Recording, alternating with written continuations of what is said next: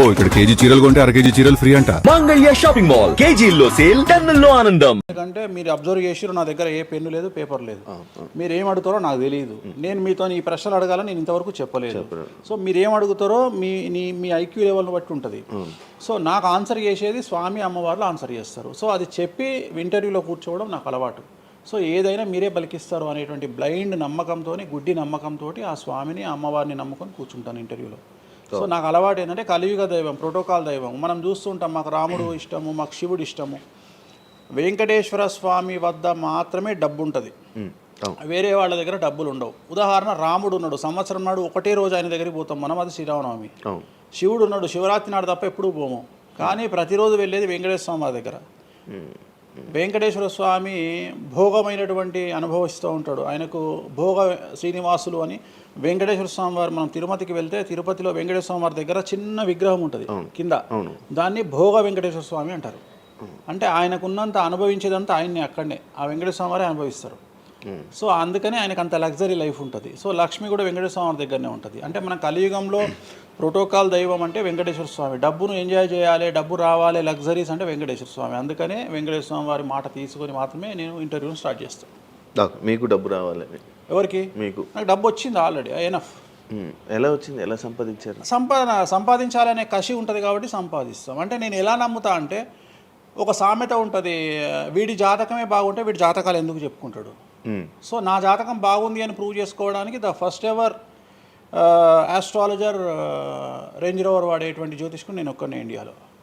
So అన్ని luxuries లైఫ్లో enjoy చేస్తేనే వేరే వాడికి మనం మాట్లాడేటువంటి రైట్స్ ఉంటాయి అనేటువంటిది ఉద్దేశం నాది. ఓకే, ఎగ్జాంపుల్ చెప్తా.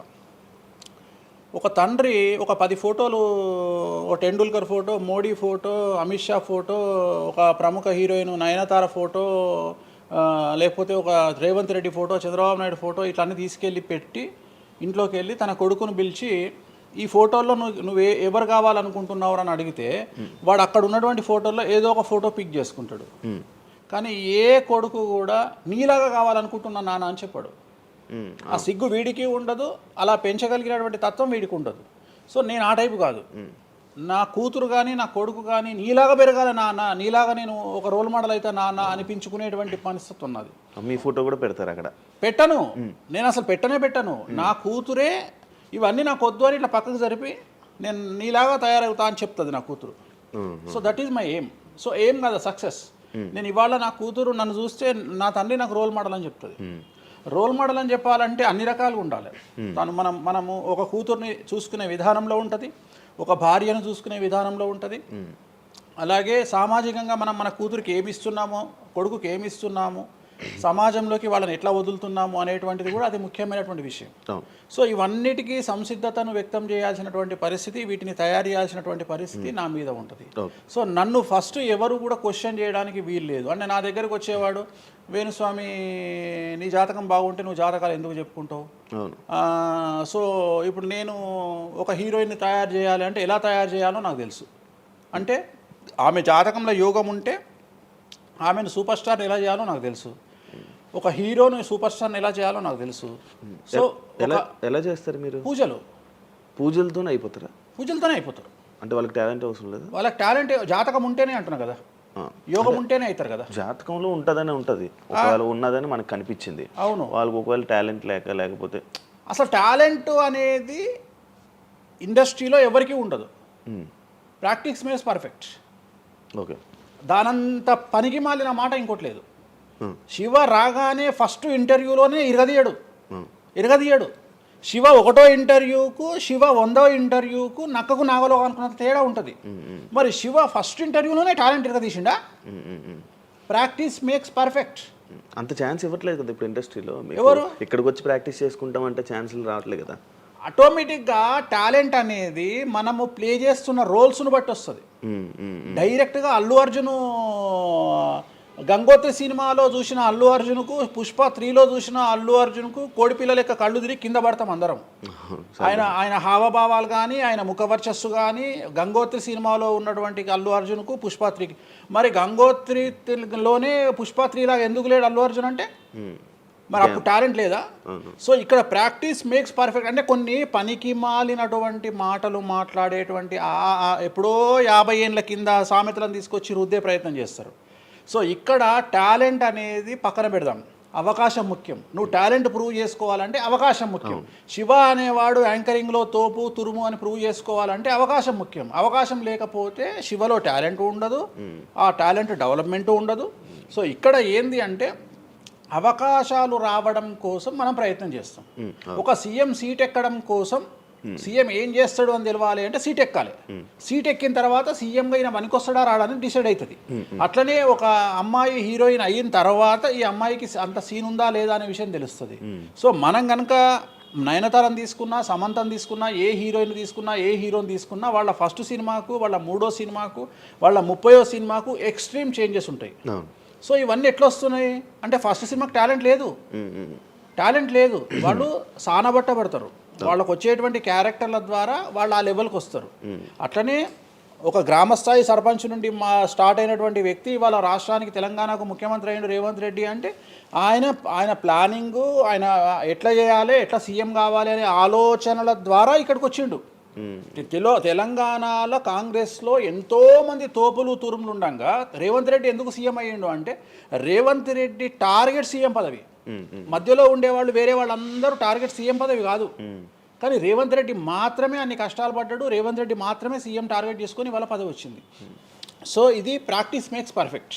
సో మనం ఎంత ప్రాక్టీస్ చేస్తే అంత పర్ఫెక్ట్ అవుతాం. అంతేగాని టాలెంట్ చూపించుకోవాలి అంటే అవకాశం రావాలి, అవకాశం వచ్చిన దాన్ని వాడుకోవాలి. అన్నిటికంటే ధైర్యం కావాలి. There is no development in comfortable zone. కలియుగంలో కంఫర్టబుల్ జోన్లో ఎప్పుడూ డెవలప్మెంట్ ఉండదు. తెలంగాణ రాష్ట్రంలో కాంగ్రెస్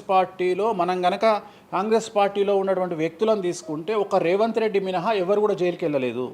రేవంత్ రెడ్డి జైలుకు వెళ్ళడానికి కూడా సంసిద్ధత వ్యక్తం చేసినాడు, అలాంటి ఫైటింగ్ చేసినాడు. అంటే కంఫర్టబుల్ జోన్ దాటి రిస్క్ జోన్లో ఫైట్ చేయడం వల్ల ఇవాళ సీఎం అయినాడు. మిగతా వాళ్ళందరూ ఎక్కడనో దగ్గర భయపడ్డమో బాధపడ్డమో వెనకడికి వేయడం వల్లనో వాళ్ళు అక్కడనే ఉండిపోయారు. ఈయన మాత్రమే జైలుకు వెళ్ళి మరీ ఫైట్ చేసి వాళ్ళ సీఎం అయ్యాడు. అంటే ఎవరైతే కష్టపడతారో వాళ్ళకు ఫలితం దక్కుతుంది, ఎవరైతే కంఫర్టబుల్ జోన్లో ఉంటారో వాళ్ళు కంఫర్ట్ లెవెల్ అట్లనే ఉంటుంది.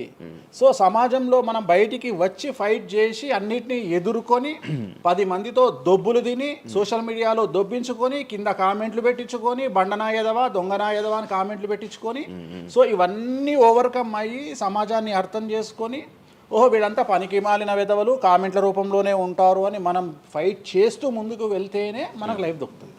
ఇప్పుడు రేవంత్ రెడ్డి గారి గురించి మాట్లాడారు కాబట్టి ప్రజెంట్ జనాల్లోని నెగిటివిటీ నేను ప్రిడిక్షన్స్ని కానీ వేరే వాటి చెప్పట్లా. నేను ఒక మంచి విషయాన్ని తీసుకొని మాత్రమే చెప్తా ఉన్నాను. నేను మంచి విషయాన్ని మాత్రమే తీసుకొని చెప్పాను. వేణుస్వామి గారు ఎప్పుడు అంటే లైక్ ఇందాక మాట్లాడుతున్నట్టు హీరోయిన్లు మనం టాలెంట్ ఉన్న వాళ్ళు చేస్తాం. ఎక్కువ వేణుస్వామి దగ్గర చేసుకున్న యాక్టర్స్ అమ్మాయిలే ఎందుకు వచ్చి చేయించుకుంటుంటారు పూజలు వేణుస్వామి గారి దగ్గర? ఒక రాజు కావాలంటే రాజ్యం కావాలి, ఒక రాణి కావాలంటే రాజు ఉంటే సరిపోతుంది. అర్థం కాలేదా? ఒక వ్యక్తి రాజు కావాలంటే రాజ్యాన్ని సంపాదించాలి.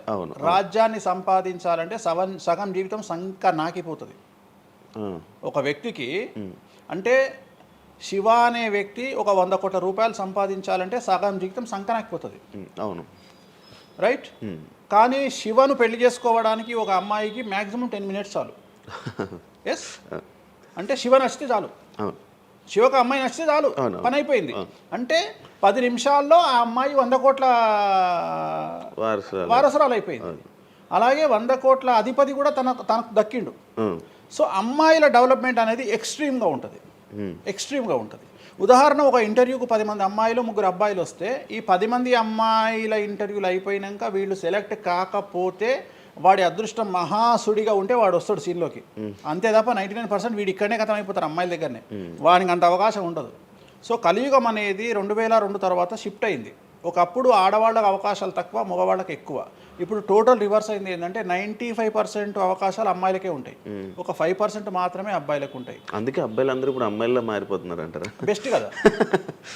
ఇప్పుడు మొత్తం జెండర్ అంతా మారిపోయింది. కారణం ఏంటంటే అమ్మాయిలకు ఉండేటువంటి వెసులుబాటు అబ్బాయిలకు ఉండదు. నేను అదే చెప్తున్నా. ఇప్పుడు మగవాడు కష్టపడి పైకి రావడానికి చాలా టైం తీసుకుంటుంది, ఆడవాళ్ళు పైకి రావడానికి చాలా ఈజీగా పైకి వస్తారు. నేను అనేది ఏంటంటే వాళ్ళ కష్టముతో పాటు వాళ్ళ గ్లామర్ వాళ్ళకు తోడవుతుంది. అవును. ఇప్పుడు మీరు ఏ పాయింట్ చెప్పారో అర్థమైంది. ఇప్పుడు అమ్మాయిలకి ఎలాగో అవకాశాలు ఉన్నాయి కదా, మరి ఆల్రెడీ వాళ్ళకి ఎలాగో అవకాశాలు వస్తాయి కాబట్టి మరి మీరు వాళ్ళని ఎందుకు అమ్మాయిలనే చూడడం? అబ్బాయిలు అంటే రాని వాళ్ళకు నేను చూస్తున్నా. ఇప్పుడు వచ్చిన వాళ్ళు నా దగ్గరికి రారు కదా. ఓకే. ఇప్పుడు కరోనా వస్తేనే హాస్పిటల్కి పోతాడు, కానీ కరోనా రాకముందే పోయి పండుకోడు కదా హాస్పిటల్. సో అట్లనే వేణుస్వామితో పని ఉంటేనే వస్తారు. రెండవది, అమ్మాయిలకు ఉండే వెసులుబాటు ఏంటంటే అబ్బాయిలు కూడా చేసుకుంటారు నా దగ్గర, కానీ అబ్బాయిల డెవలప్మెంట్ అనేది చాలా తక్కువగా ఉంటుంది. ఉదాహరణ, నా దగ్గరికి వచ్చే అమ్మాయిలు ఓన్లీ సినిమా కోసం రారు. చాలామందికి తెలియదు ఈ విషయం. అంటే చాలామంది ఏమనుకుంటారంటే వేణుస్వామి దగ్గరికి వచ్చే అమ్మాయిలు సినిమా కోసమే వస్తారు, రారు. నా దగ్గరికి వచ్చే అమ్మాయిలు ఒక రాజకీయ నాయకురాలిగా, వక్తగా కావాలని వస్తారు.